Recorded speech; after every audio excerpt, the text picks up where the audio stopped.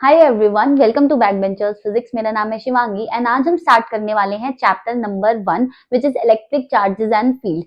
अगर आपने पूरा सिलेबस कवर नहीं किया बट आपने ये वाला चैप्टर तो पक्का पक्का पढ़ा ही होगा, क्योंकि हर एग्जाम में हर पेपर में पूछते हैं, क्लास टेस्ट में हो या प्री बोर्ड्स में हो या मिड टर्म में हो, हर जगह ये चैप्टर आता है। तो बेसिक नॉलेज तो आपको इस चैप्टर की होगी, बट अगर नहीं है, आपने ये चैप्टर नहीं पढ़ा है, तो ये वीडियो परफेक्ट है आपके लिए। एंड अगर आपने पढ़ भी रखा है तो भी वीडियो परफेक्ट है, क्योंकि आप 2x पे देख के फटाफट से अपना रिवीजन कर सकते हैं। एंड बहुत इंपॉर्टेंट चैप्टर है, बहुत बेसिक कॉन्सेप्ट इस चैप्टर में इंट्रोड्यूस होते हैं, जो कि पूरा थ्रू आउट द सिलेबस चलते हैं। सो अगर आपने चैनल सब्सक्राइब नहीं किया तो प्लीज सब्सक्राइब कर देना। ऑल्सो वीडियो के नोट्स आपको डिस्क्रिप्शन में मिल जाएंगे। So let's start a video. So chapter का सबसे नंबर 1 टॉपिक है इलेक्ट्रिक चार्ज। क्या होता है आखिरकार इलेक्ट्रिक चार्ज? इलेक्ट्रिक चार्ज एक मैटर की इंट्रिंसिक प्रॉपर्टी होती है। ठीक है, दो टाइप की प्रॉपर्टीज होती है, एक एक्सट्रिंसिक और एक इंट्रिंसिक। तो चार्ज इंट्रिंसिक प्रॉपर्टी होती है, जो कि बहुत सारे फिनोमिनाज, इलेक्ट्रिक और मैग्नेटिक फिनोमिनाज में पार्टिसिपेट करने के लिए उसको क्या बनाती है, उसको उस लायक बनाती है कि वो उसमें पार्टिसिपेट कर पाए। Alright, so electric charge is an intrinsic physical property of matter responsible for all electrical and magnetic phenomena. It is the fundamental entity. ये fundamental entity होती है। fundamental entity का मतलब है कि बिल्कुल basic unit होती है ये, from which all electrostatic principles are derived, जिसके वजह से सारे के सारे जो इलेक्ट्रोस्टैटिक प्रिंसिपल्स होते हैं, अभी हम आगे पढ़ेंगे, वो सारे इलेक्ट्रिक चार्ज से ही डेराइव होते हैं। मतलब वो बेसिक यूनिट, बेसिक एंटिटी होती है। ऑलराइट, इलेक्ट्रिक चार्ज सबसे पहले तो दो टाइप के होते हैं, एक होता है पॉजिटिव और एक होता है नेगेटिव। ऑलराइट, तो मतलब इसकी दो पोलैरिटी होती है। पोलैरिटी का मतलब ही यही है कि दो टाइप्स होते हैं, एक होता है पॉजिटिव और एक होता है नेगेटिव। राइट, एंड इनकी प्रॉपर्टीज तो आपको पता ही होंगी। जैसे यहाँ पे दो पॉजिटिव चार्ज है तो ये क्या करते हैं, आपस में रिपेल करेंगे। ठीक है, दो नेगेटिव चार्जेस है, ये भी क्या करते हैं, आपस में रिपेल करेंगे। एंड एक पॉजिटिव और एक नेगेटिव चार्ज है, ये क्या करते हैं, आपस में अट्रैक्ट करते हैं। ऑलराइट, तो यहाँ पे देखो, two polarities, charge exist in two forms, दो फॉर्म्स में चार्ज एग्जिस्ट करते हैं, पॉजिटिव एंड नेगेटिव। ये तो आप वैसे पता ही है हम सबको, ये बहुत बेसिक चीज है।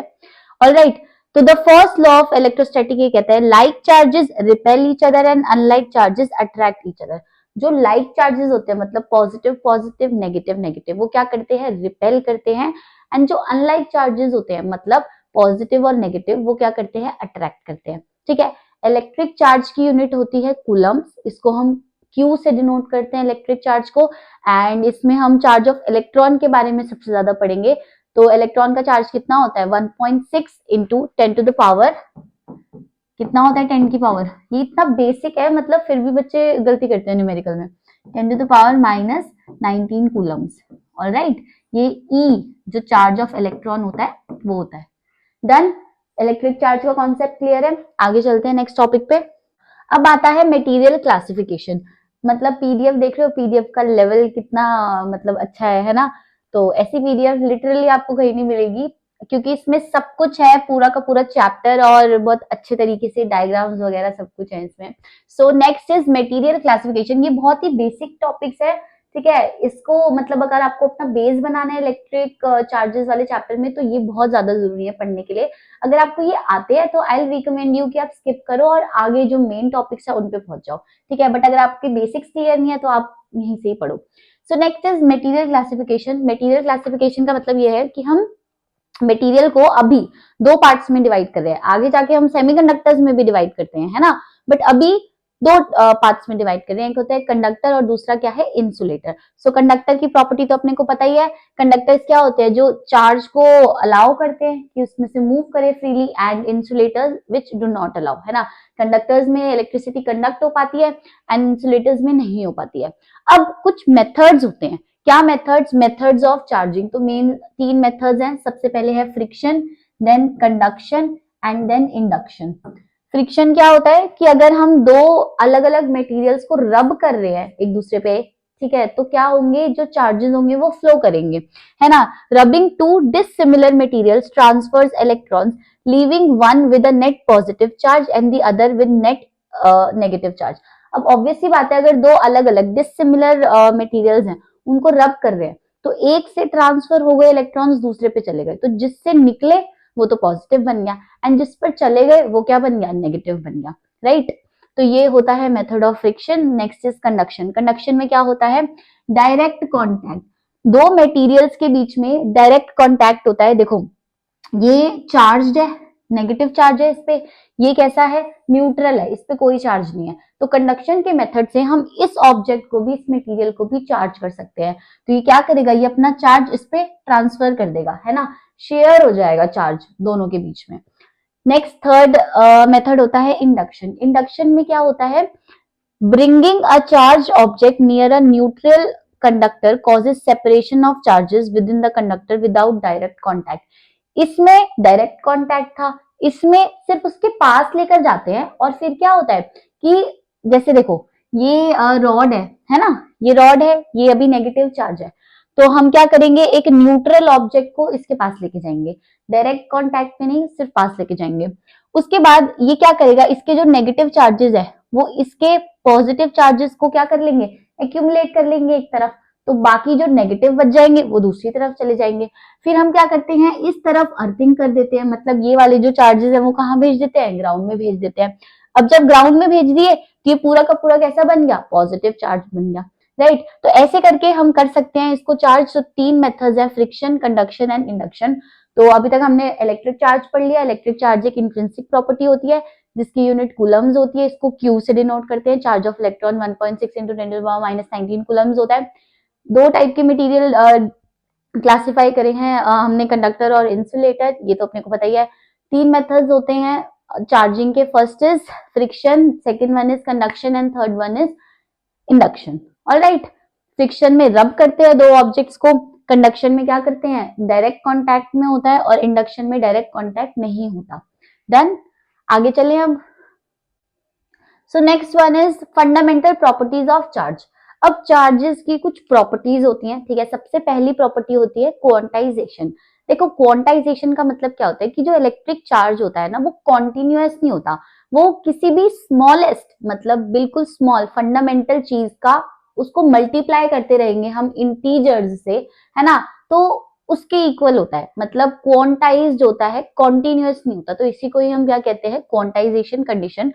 तो इसका प्रिंसिपल क्या है, electric charge is not continuous, continuous नहीं है, but is strictly quantized. Quantized होता है, क्वांटाइज्ड का मतलब क्या होता है, the total charge Q of any object is always an integral multiple. Integral multiple होता है किसका, एक बेसिक, जो सबसे बेसिक यूनिट होती है उसका इंटीग्रल मल्टीपल होता है, ठीक है। इज कॉल्ड एलिमेंट्री चार्ज ई।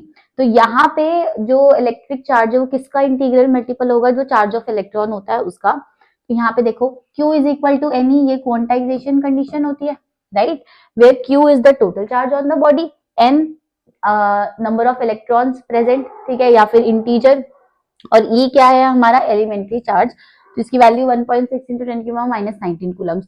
अब इस पे बेस्ड न्यूमेरिकल आते हैं।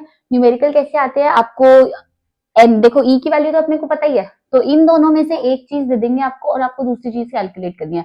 या तो आपको एन दे देंगे और आपको क्यू निकालना है, तो सिंपल इसको इससे मल्टीप्लाई करके निकाल देना, या फिर आपको क्यू दे देंगे टोटल चार्ज और क्या बोल देंगे कि एन निकालो, राइट। तो ये इस चैप्टर का फर्स्ट फॉर्मूला है, Q is equal to n ई।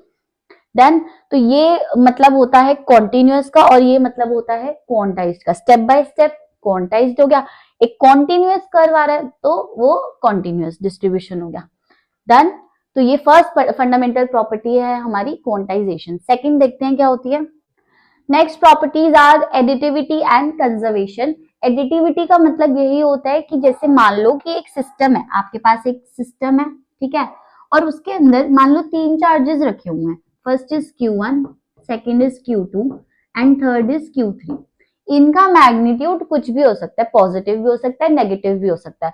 तो जो टोटल चार्ज होगा ना इस बॉडी पे, टोटल चार्ज मतलब Q, वो कितना होगा, Q1 plus Q2 plus Q3, ठीक है। अगर वो पॉजिटिव है तो प्लस आ जाएगा, अगर वो नेगेटिव है तो माइनस आ जाएगा। डन। तो ये होती है हमारी क्या, एडिटिविटी प्रॉपर्टी। इसको पढ़ लेते हैं। The total charge of a system is the algebraic sum of all individual charges within it.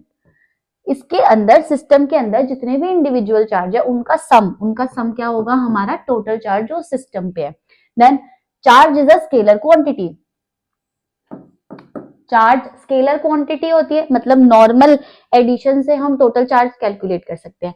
ठीक है, ये एग्जांपल दे रखा है, इसको पढ़ लेना। प्रिंसिपल सेकंड है कंजर्वेशन। कंजर्वेशन मतलब total charge in an isolated system remains constant. Charge can not be charge can B redistributed but it can not be created और डिस्ट्रॉयड। मतलब एक जगह से दूसरी जगह ट्रांसफर कर सकते हैं हम, डिस्ट्रीब्यूट कर सकते हैं, बट उसको डिस्ट्रॉय या क्रिएट नहीं कर सकते। All right. एंड एक आइसोलेटेड सिस्टम का मतलब जब तक इस सिस्टम को छेड़ेंगे नहीं ना हम, आइसोलेटेड का मतलब यही होता है कि जब तक इस सिस्टम को छेड़ेंगे नहीं, इसमें से कुछ चार्ज निकालेंगे नहीं या फिर ऐड नहीं करेंगे, तो ये कांस्टेंट रहेगा इस चीज का चार्ज। तो ये दो प्रॉपर्टीज हैं, एडिटिविटी एंड कंजर्वेशन। तो अभी तक हमने तीन प्रॉपर्टीज पढ़ ली इलेक्ट्रिक चार्ज की। फर्स्ट इज क्वांटाइजेशन, जो ये कहती है कि Q is equal to n e where n is any integer. Second one is additivity and third one is conservation. Alright, I hope ये क्लियर है। आगे चले। अब आता है हमारा कूलम्स लॉ। ये इस चैप्टर का one of the most important formula है, कूलम्स लॉ। कूलम्स लॉ क्या कहता है? ये कहता है कि मान लो कि एक बॉडी है, ठीक है, उस पर कुछ चार्ज है Q1, दूसरी बॉडी है उस पर कुछ चार्ज है Q2। तो ये आपस में क्या करती हैं? या तो ये रिपेल करेंगी या फिर ये एक दूसरे को अट्रैक्ट करेंगी, है ना। अभी बताया था ना, अगर दोनों पे पॉजिटिव चार्ज है तो ये रिपेल करेंगी, और अगर दोनों पे ऑपोजिट चार्ज है तो ये क्या करेंगी? अट्रैक्ट करेंगी। पर कोई ना कोई फोर्स ये एक दूसरे पे जरूर लगाती है, या तो रिपल्शन का फोर्स होगा या फिर अट्रैक्शन का फोर्स होगा।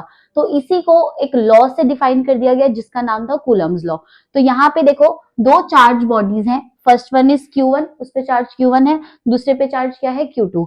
ये कुछ डिस्टेंस R पे डिपेंडेंट है, R डिस्टेंस पे है, ठीक है। अब F12 एंड F21 का क्या मतलब है? ये देखो, ये मान लेते हैं कि दोनों अभी पॉजिटिव चार्ज है, तो ये क्या करेंगे? आपस में रिपेल करेंगी। तो F12 वो फोर्स है जो कि 1 पे लग रहा है, 1 बॉडी पे लग रहा है, किसकी वजह से? 2 पे, 2 की वजह से। तो F12 का मतलब क्या हो गया? Force on first body with respect to the second body, right. And F21 का क्या मतलब हुआ? ये F21 है। F21 का मतलब force on the second body with respect to the first body. तो यहाँ पे हमारा दो फोर्सेस हैं, F1 and F12 and F21। Done. तो यहाँ पे जो फॉर्मूला होता है फोर्स का वो क्या होता है? F is equal to K Q1 Q2 by R square. मतलब जो फोर्स होती है ना वो डायरेक्टली प्रोपोर्शनल होती है। मैं यहाँ पे लिख देती हूँ, रुको। ये दो ऑब्जेक्ट्स हैं, इस पे चार्ज है Q1 एंड इस पे चार्ज कितना है? Q2। ये दोनों कुछ R डिस्टेंस पे हैं, राइट। तो जो फोर्स होती है इन दोनों के बीच में वो डायरेक्टली प्रोपोर्शनल होती है किसके? दोनों चार्जेस के प्रोडक्ट के। एंड इनवर्सली प्रोपोर्शनल होती है किसके? रेडियस के स्क्वायर के। ठीक है, जब हम इन्हें कंबाइन करते हैं तो हमारे पास क्या आता है? F is directly proportional to Q1 Q2 by R square. ये प्रोपोर्शनैलिटी साइन हटाएंगे तो इज इक्वल टू के साथ एक कांस्टेंट आएगा, F is equal to K Q1 Q2 by R square. ठीक है, यहाँ पे जो ये K होता है ना बेटा, K होता है हमारा dielectric constant. K is equal to dielectric constant. और इस K की वैल्यू कितनी होती है? 9 इंटू 10 टू द पावर 9। ठीक है, बट K का एक और फॉर्मूला होता है, वो क्या होता है? K is equal to 1/4 pi epsilon nought. ये एप्सिलॉन नॉट क्या होता है? यहाँ पे एप्सिलॉन नॉट होती है परमिटिविटी ऑफ फ्री स्पेस। अब परमिटिविटी क्या होती है? देखो, कोई भी मटेरियल कितना परमिट कर रहा है ना, कितना अलाउ कर रहा है इलेक्ट्रिक फील्ड को पास करने से, या इलेक्ट्रिक फील्ड जो उसमें से पास हो रही है वो कितना अलाउ कर रहा है वो मटेरियल उसमें से पास करने से, मतलब परमिशन दे रहा है। ठीक है, तो इसी को ही हम क्या कहते हैं? परमिटिविटी कहते हैं। अब ये हम फ्री स्पेस में कैलकुलेट कर रहे हैं इसलिए इसको एप्सिलॉन नॉट बोल दिया। इसकी वैल्यू क्या होती है? इसकी वैल्यू होती है 8.85 into 10 to the power -12। Generally जो बोर्ड CBSE में जो हम क्राइटेरिया फॉलो करते हैं ना उसको K नहीं लिखते हैं कभी भी, हमेशा 1/4 पाई एप्सिलॉन नॉट ही लिखते हैं। ठीक है, अगर आपके पास कोई भी फॉर्मूला आएगा जिसमें K डाइलेक्ट्रिक कांस्टेंट का यूज हो रहा है तो आप प्लीज 1/4 पाई एप्सिलॉन नॉट लिखना ही उसमें प्रेफर करना। ठीक है, तो यही था हमारा formula, F is equal to k Q1 Q2 upon are square. R distance है separating the charges and k क्या है हमारा electrostatic constant, dielectric constant, F is the magnitude of electrostatic force. I hope that's understood. Next topic है हमारा vector force and principle of superposition. Principle of superposition का क्या मतलब होता है कि मान लो कि एक सिस्टम है जिसमें बहुत सारे चार्जेस रखे हुए हैं, ठीक है। तो हम जैसे यहाँ पे देखो Q1 charge, Q2 charge, Q3 charge and Q4 charge, then इनका कुछ डिस्टेंस होगा आपस में। तो यहाँ पे सबसे पहले तो ये सारे चार्जेस एक दूसरे पे फोर्स लगाएंगे, बट हम सिर्फ एक चार्ज पे कितना फोर्स लग रहा है उसको कैलकुलेट करेंगे, नेग्लेक्ट कर देंगे कि बाकी सारे भी फोर्सेस लगा रहे हैं। तो प्रिंसिपल ऑफ सुपरपोजिशन क्या कहता है, the net force on any single charge in a system is the vector sum of individual forces exerted on it by all the other charges। तो अब यहाँ पे मान लेते हैं Q1 पे कैलकुलेट करना चाह रहे हैं हम, तो Q2 भी इस पे फोर्स लगा रहा होगा, राइट, Q3 भी इस पे फोर्स लगा रहा होगा एंड Q4 भी इस पे फोर्स लगा रहा होगा। तो जो नेट फोर्स आएगा वो क्या होगा, वेक्टर सम होगा किसका, इंडिविजुअल फोर्सेस का, है ना। ये देखो F टोटल ऑन वन, मतलब फर्स्ट वाले पे कितनी फोर्स लग रही है, it will be equal to F12, मतलब force on one due to two की वजह से, फिर force on one due to three की वजह से, then force on one due to nth charge. तो इसी को ही हम क्या कहते हैं, प्रिंसिपल ऑफ सुपरपोजिशन। इसकी डेफिनेशन पूछ लेता है आपसे, इस पे न्यूमेरिकल भी पूछ लेता है, ठीक है। बहुत इंपॉर्टेंट और बहुत मतलब तगड़े न्यूमेरिकल बन सकते हैं प्रिंसिपल ऑफ सुपरपोजिशन पे, तो ध्यान में रखना है इस टॉपिक को। चले आगे। So next topic is electric field. Electric field क्या होता है, देखो इमेजिन करो कि एक चार्ज पार्टिकल है, ठीक है। तो इलेक्ट्रिक फील्ड उसके अराउंड एक इमेजिनरी रीजन होता है कि जहां पे कोई और चार्ज एक फोर्स फील कर पाएगा। ऑलराइट, जैसे मैग्नेट था, मैग्नेट की मैग्नेटिक फील्ड होती है ना, कि अगर आप आयरन फिलिंग्स को उसके अंदर लेके आओगे मैग्नेटिक फील्ड को तो वो अट्रैक्ट करेगी। वैसे ही एक चार्ज होता है, यहाँ पे एक चार्ज है Q, ठीक है। तो इलेक्ट्रिक फील्ड क्या होगा, उसके अराउंड एक स्फेरिकल इमेजिनरी रीजन होगा, जहां पे अगर आप किसी और चार्ज को लेकर आओगे ना, कोई भी टेस्ट चार्ज Q0, तो वो क्या कर पाएगा, वो एक फोर्स फील करेगा। रिपल्सिव फोर्स भी हो सकती है, अगर वो पॉजिटिव है, अगर नेगेटिव है तो अट्रैक्टिव फोर्स हो जाएगी, ठीक है। तो यही होती है हमारी इलेक्ट्रिक फील्ड। तो electric field is the imaginary region होता है।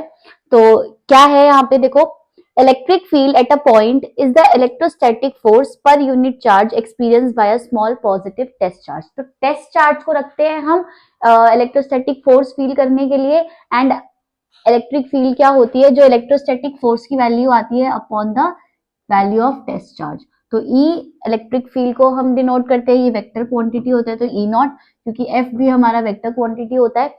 So E vector is equal to F vector upon Q naught. ये होता है हमारा इलेक्ट्रिक चार्ज। इलेक्ट्रिक चार्ज की यूनिट क्या हो जाएगी, अब देखो फोर्स की यूनिट होती है न्यूटन और चार्ज की यूनिट होती है कूलम्स। तो इलेक्ट्रिक चार्ज की यूनिट क्या हो गई, इलेक्ट्रिक फील्ड की यूनिट क्या हो गई हमारी, न्यूटन पर कूलम। ऑलराइट, इसका कॉन्सेप्ट यही है कि instead of action at a distance we say a source charge Q creates an electric field E in the surrounding space. अभी तक हम क्या ले रहे थे कि दो चार्जेस है, दोनों के बीच में फोर्स लग रही है, बट अब इलेक्ट्रिक फील्ड के कॉन्सेप्ट को पढ़ने के लिए हम क्या इमेजिन कर रहे हैं कि एक चार्ज है, उसने अपने अराउंड एक फील्ड क्रिएट कर रखी है जो इमेजिनरी है, हमें दिखती नहीं है बट है। ऑलराइट, तो उसके अंदर अगर हम टेस्ट चार्ज रख दे तो वो कितना फोर्स एक्सपीरियंस कर रहा है। तो बेसिकली हम ये बताना चाह रहे हैं। So any other charge Q not placed in the field experiences a force by interacting directly with the field at this location। कोई भी चार्ज है टेस्ट चार्ज, वो क्या करेगा, यहाँ पे एक फोर्स फील कर पाएगा। तो field of a point charge, इसके बाद क्या है, एक पॉइंट चार्ज की वजह से क्या फील्ड होती है, उसका फॉर्मूला क्या होगा, देखो इलेक्ट्रोस्टैटिक फोर्स का क्या फॉर्मूला था, K Q1 Q2 upon are square. तो एक Q तो गायब हो गया क्योंकि हमने उसको डिवाइड कर दिया, तो बचा क्या, एक Q बचा। सो इलेक्ट्रिक फील्ड का फॉर्मूला क्या हो गया, E is equal to K Q upon are square, ठीक है। एंड वो आर वेक्टर के डायरेक्शन में होता है, उसी डायरेक्शन में रेडियल डायरेक्शन में होता है, इसलिए हमने यहाँ पे आर कैप लगा दिया उसकी डायरेक्शन को आइडेंटिफाई करने के लिए। एंड के क्या होता है, 1/4 pi epsilon naught, so 1/4 pi epsilon naught Q, और यहाँ क्या हो गया R स्क्वायर और R कैप।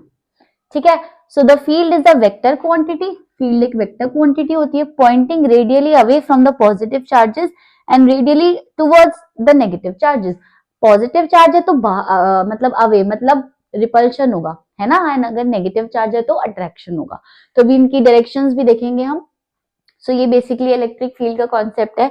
अब देखते हैं आगे क्या है, visualising the unseen electric field lines. अब इलेक्ट्रिक फील्ड लाइंस क्या होती है, जो भी लाइंस चार्ज से निकलती हैं उनको हम क्या कहते हैं, इलेक्ट्रिक फील्ड लाइंस। ये लाइंस इमेजिनरी होती हैं, बट ये लाइंस क्या बताती हैं कि उस रीजन में इलेक्ट्रिक फील्ड एग्जिस्ट करती है या नहीं करती, एंड अगर करती है तो कितनी स्ट्रॉन्ग फील्ड एग्जिस्ट करती है या कितनी वीक फील्ड एग्जिस्ट करती है, और इनकी प्रॉपर्टीज क्या होती है ये भी दिखते हैं। देखो इलेक्ट्रिक फील्ड लाइंस, इसकी डेफिनेशन इंपॉर्टेंट है, ये पूछ लेता है। Electric field lines are imaginary curves, ये इमेजिनरी कर्व्स होते हैं, alright, drawn to represent an electric field. एक इलेक्ट्रिक फील्ड को रिप्रेजेंट करने के लिए हम इसे ड्रॉ करते हैं। They provide a qualitative map of the field direction and strength, ये बताता है कि वहां पे फील्ड कितनी है और उसकी स्ट्रेंथ कितनी है। ठीक है, फील्ड है या नहीं है, और अगर है तो उसकी स्ट्रेंथ कितनी है। ऑलराइट, इसकी दो तीन प्रॉपर्टीज होती है इलेक्ट्रिक फील्ड लाइंस की। सबसे पहले तो the tangent to a field line at any point gives the direction of electric field at that point. मतलब ये देखो, ये इलेक्ट्रिक फील्ड लाइन ही ड्रॉ करी हुई है, तो यहाँ पे टेंजेंट, टेंजेंट क्या होता है, ऐसे करके ये लाइन है ना, ये लाइन बना दी अगर यहाँ पे, या फिर यहाँ पे ऐसे करके लाइन, यहाँ पे देखो ये लाइन थी, तो टेंजेंट लाइन जो भी होती है ना इलेक्ट्रिक फील्ड के कर्व पे, वो हमेशा इलेक्ट्रिक फील्ड की डायरेक्शन को बताती है। ठीक है, कि इलेक्ट्रिक फील्ड किस डायरेक्शन में है। तो सबसे फर्स्ट पॉइंट हमारा डायरेक्शन क्या है, the tangent to a field line at any point give the direction of electric field. Second, strength, the density of the lines. यहाँ पे देखो, यहाँ पे इस पॉइंट पे फिगर नंबर 1 एंड 2, यहाँ पे इलेक्ट्रिक फील्ड लाइंस बहुत ज्यादा है ना, और यहाँ पे थोड़ी कम है इलेक्ट्रिक फील्ड लाइंस। तो जहां पे जिस रीजन में इलेक्ट्रिक फील्ड लाइंस बहुत ज्यादा होती हैं, उनका नंबर ज्यादा होता है, तो मतलब वहां पे इलेक्ट्रिक फील्ड बहुत ज्यादा स्ट्रॉन्ग है, तो यही बताना चाहता है। जहां पे इलेक्ट्रिक फील्ड लाइंस थोड़ी कम है, वहां पे क्या होगा कि वो लाइन जो इलेक्ट्रिक फील्ड है वो वीक है as compare to the other point. तो यही है यहाँ पे strength. The density of the lines, density मतलब कि कितनी नंबर ऑफ लाइंस हैं, वो कितने क्लोजली पैक्ड है, कितनी क्लोज है, how close they are is proportional to the magnitude of electric field. जितनी ज्यादा मैग्नेटिक इलेक्ट्रिक फील्ड लाइंस, उतना ज्यादा क्या होगा, मैग्नीट्यूड होगा इलेक्ट्रिक फील्ड का उस जगह पे। Stronger field is equal to dense lines. I think we are clear. Next देखते हैं origin and termination. Origin and termination मतलब कहाँ से ओरिजिनेट होती है एंड कहाँ पे जाके टर्मिनेट मतलब एंड होती है। तो बेसिकली ये electric field lines positive charge से निकलती हैं एंड नेगेटिव चार्ज में चली जाती हैं। ठीक है, मतलब ओरिजिनेट होती है पॉजिटिव चार्ज से एंड टर्मिनेट कहाँ होती है, नेगेटिव चार्ज पे। So lines originate on positive charges and terminates on the negative charge.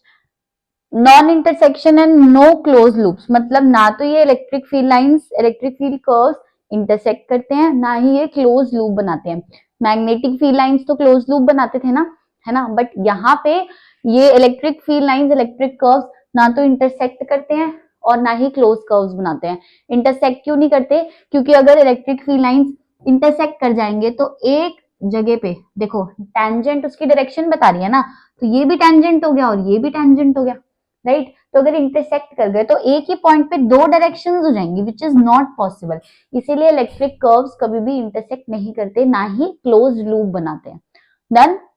तो ये इलेक्ट्रिक फील्ड लाइंस की प्रॉपर्टी थी। अब इनकी डायग्राम देखते हैं कि क्या होता है। देखो कैसे होता है, जो पॉजिटिव चार्ज है, सिर्फ पॉजिटिव चार्ज है यहाँ पे, है ना, उससे इलेक्ट्रिक फील्ड लाइंस कैसी होंगी, रेडियली आउटवर्ड्स होंगी। ये रेडियली आउटवर्ड्स हैं, ये इलेक्ट्रिक कर्व्स हैं। ये वेरी इंपॉर्टेंट है क्योंकि ये पूछते हैं पेपर में, ये पूछते हैं, और बेसिकली आपको डायग्राम ड्रॉ करने के लिए दे देंगे, है ना, या एक कॉन्सेप्चुअल क्वेश्चन दे देंगे कि why to electric field lines do not intersect each other, और उसके साथ आपको एक डायग्राम बनाने के लिए बोल देंगे, कुछ भी बोलेंगे, बट ये डायग्राम बहुत ज्यादा इंपॉर्टेंट है, तो अच्छे से इनको नोट कर लेना। सो पॉजिटिव चार्ज पे क्या होती है, रेडियली आउटवर्ड्स, ठीक है। एंड अगर यहाँ देखो सिंगल नेगेटिव चार्ज है, ये नेगेटिव चार्ज है ना, तो यहाँ पे क्या होती है, रेडियली इनवर्ड्स, अंदर की तरफ जा रही है, तो ये क्या हो गई, रेडियली इनवर्ड्स। तो पॉजिटिव चार्ज के लिए radially outwards and negative charge के लिए रेडियली इनवर्ड्स, ठीक है। टू पॉजिटिव चार्ज, अब दो पॉजिटिव चार्ज के लिए ये डायग्राम होता है, एंड एक पॉजिटिव और एक नेगेटिव, अभी हम आगे पढ़ेंगे कि हम उसको डाइपोल कहते हैं, बट एक पॉजिटिव और एक नेगेटिव अगर आपको एक सिस्टम दे दे तो उसमें ऐसा वाला डायग्राम होता है। तो ये बहुत अच्छे से याद कर लेना है इनको, डन, नोट कर लो अपनी नोटबुक में। ये दो पॉजिटिव, हमेशा कंफ्यूजन हो जाती है, बट याद रखना कि पॉजिटिव से ओरिजिनेट हो रहा है और नेगेटिव में जा रहा है ना, तो यहाँ पे तो ये वाला डायग्राम वैलिड है। अब यहाँ पे तो पॉजिटिव टू पॉजिटिव जा नहीं सकता, हमेशा पॉजिटिव से बाहर ही निकलेगा वो और नेगेटिव के अंदर ही जाएगा वो, ठीक है। यहाँ पे ये यहाँ बाहर नहीं जाएंगी, ये अंदर आएंगी, इसको करेक्ट कर लेना क्योंकि ये वो है ना, और यहाँ पे भी इसकी एरोज ऐसे होंगी, ठीक है। यहां से तो बाहर ही जा रही है। तो ये हमारे डायग्राम से आगे चलते हैं अब। सो नेक्स्ट टॉपिक है हमारा कॉन्टिन्यूअस चार्ज डिस्ट्रीब्यूशन। अभी तक हमने जो भी चार्जेस पढ़े हैं वो सब पॉइंट चार्ज पढ़े हैं, है ना, एक चार्ज, दो चार्ज, तीन चार्ज की बात करी है हमने, उसकी वैल्यू कैलकुलेट करी है। बट अब क्या आता है हमारे पास कॉन्टिन्यूअस चार्ज डिस्ट्रीब्यूशन, मतलब जो रियल लाइफ में जैसे जो भी ऑब्जेक्ट्स होते हैं तो वो कैसे इलेक्ट्रिक फील्ड प्रोड्यूस करते हैं, उनपे कितना चार्ज होता है, तो इस सब के बारे में हम पढ़ेंगे कॉन्टिन्यूअस चार्ज डिस्ट्रीब्यूशन के अंदर। तो पहले इसका बेसिक देख लेते हैं। फॉर मैक्रोस्कोपिक ऑब्जेक्ट्स, मैक्रोस्कोपिक का मतलब है जो लार्ज ऑब्जेक्ट्स होते हैं, charge can be treated as being continuously distributed.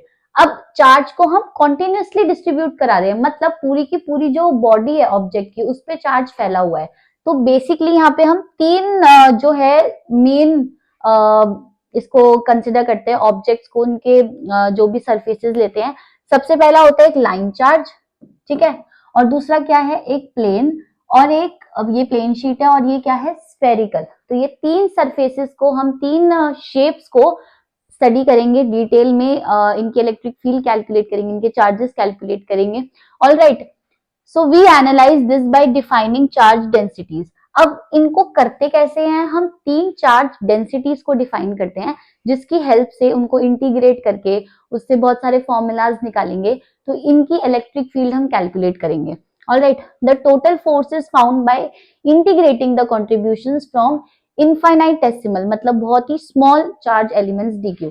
तो अब कुछ नहीं करेंगे, जैसे कोई भी एक बहुत बड़ी बॉडी होती है तो हम क्या करते हैं, उसमें एक छोटा सा एलिमेंट लेट करते हैं डीक्यू, जिसपे चार्ज डीक्यू है, और उससे इंटीग्रेट करके हम क्या करते हैं, पूरे के पूरे बॉडी पे कितना चार्ज है, पूरे ऑब्जेक्ट पे कितना चार्ज है, हम वो कैलकुलेट करते हैं। तो अभी भी हम वैसे ही करेंगे। तो ये तीन चार्ज डेंसिटीज क्या होती हैं, लीनियर, सरफेस एंड वॉल्यूम।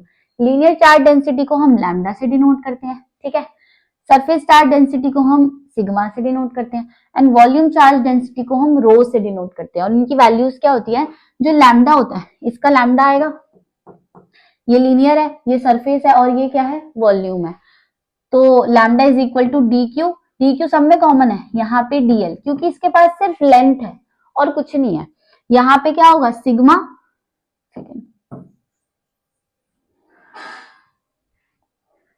इसकी क्या होगी, lambda, which will be D Q upon DL. DL Q, क्योंकि इस रॉड के पास तो सिर्फ लेंथ है ना, इसीलिए हमने इसको लीनियर चार्ज डेंसिटी बोल दिया, मतलब ये वन डायमेंशन में कैलकुलेट करेंगे हम। ये क्या है, सिग्मा, सिग्मा क्या है, डी क्यू बाय डीएस, या डी ए भी लिख सकते हैं, मतलब इसके पास एरिया है तो हम डीएस या डीए लिख देंगे, ठीक है, charge per unit area. And ये क्या है, रो, रो क्या है, डी क्यू बाय डीवी, ठीक है, d q by dv, dv q, charge per unit volume, क्योंकि इसके पास वॉल्यूम है। तो इनकी यूनिट्स होती हैं ये लैम्डा की, सिग्मा की एंड रो की, तो इसको नोट कर लेना। सो आज की क्लास में इतना ही करते हैं, नेक्स्ट क्लास में हम डाइपोल पढ़ेंगे, है ना, उससे डाइपोल का एक्सियल और इक्वेटोरियल पॉइंट की डेरिवेशन करेंगे इलेक्ट्रिक फील्ड की, उसके बाद हम टॉर्क करेंगे, तो बहुत सारे कॉन्सेप्ट्स करेंगे आगे भी। तो प्लीज रिवीजन अपनी जारी रखो, एंड अगर वीडियो पसंद एंड समझ आया तो please like, share and subscribe, and मिलते हैं बहुत जल्द नेक्स्ट वीडियो में। So thank you.